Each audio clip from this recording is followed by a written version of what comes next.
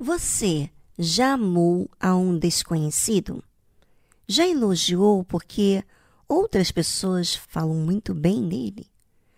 Já falou coisas sobre ele que nem mesmo você entende? Porque você aprendeu a ter essa informação? Como é falar de alguém sem o conhecer e passar uma imagem que conhece? Nada bom, né? Iludindo. Há inúmeras pessoas que falam coisas sem saber, sem experimentarem, sem entenderem, justamente porque querem serem aceitos por um grupo de pessoas que falam desse assunto. De tanto que está envolvido com a informação, pensa que conhece a pessoa, mas não. A pessoa tem apenas uma consciência. Assim, é muita gente que adora a Deus, porque aprendeu de forma religiosa, sistemática, a adorar a Deus, mas não o conhece. Jesus disse à mulher samaritana: vós adorais o que não sabeis. Nós adoramos o que sabemos, porque a salvação vem dos judeus. Aquela mulher era religiosa, ouvia falar sobre Jacó, de Abraão, mas ela tinha apenas a informação. Enquanto você tem a informação, você está consciente, mas você não experimenta quem é Deus na sua vida, então você fica convencida que conhece, porque você age como os demais que conhecem a Deus.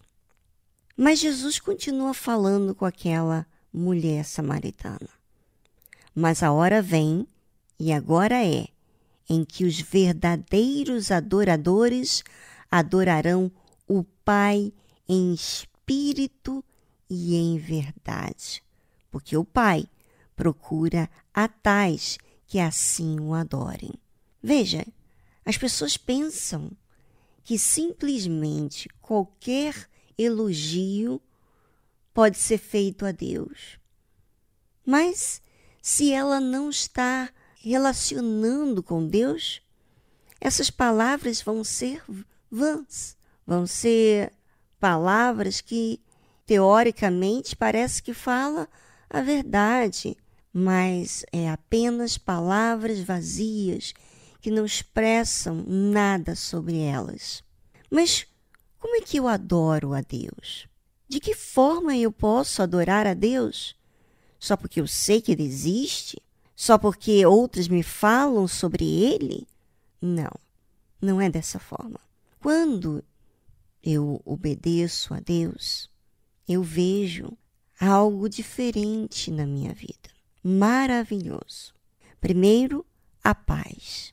Segundo, uma tranquilidade, uma resposta de que eu não estou perdido. Eu me sinto segura quando eu obedeço a Deus. Eu percebo quem Ele é, não pela informação alheia, mas de forma pessoal. Ou seja, eu estou vivendo, eu estou obedecendo e eu estou entendendo o raciocínio de Deus. Então, eu adoro a Ele. Muito obrigada, meu Pai, pelo que o Senhor está fazendo na minha vida. O Senhor está abrindo o meu entendimento. O Senhor está me fazendo entender coisas que antes eram um problema. É isso que Jesus está falando. Mas a hora vem, e agora é, em que os verdadeiros adoradores adorarão o Pai em espírito, ou seja, racionalmente. Você adora a Deus de forma racional, uma forma inteligente, uma forma que não é uma teoria, não é uma informação que você recebeu de outras pessoas. É o que você está experimentando na sua vida. Você adora a Deus pelo aquilo que você está vivendo com Ele, pela presença, pela convicção que você tem de que Ele existe, que Ele está cuidando de você. Ou seja, adora a Deus em espírito e em verdade. Não há mentira nessa apreciação, nessa adoração a Deus. É isso que vale para Deus. É algo real, não é algo superficial. Tá certo? Vamos a uma trilha musical e já voltamos logo a seguir.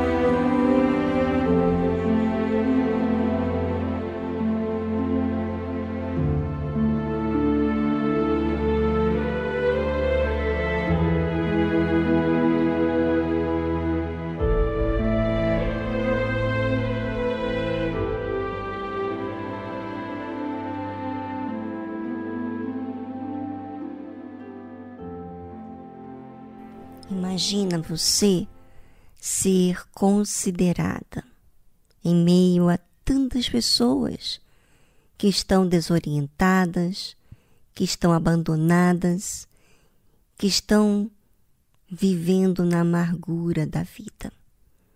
Mas você encontra a verdade, aquilo que tanto você procurava, e você encontra em Jesus. Como é que você falaria para Ele sobre a vida que você recebeu, a direção, a orientação, a verdade que te libertou do engano? Como é que você expressaria a Ele sobre tudo que você tem experimentado? Você falaria de forma superficial? Você falaria de forma religiosa?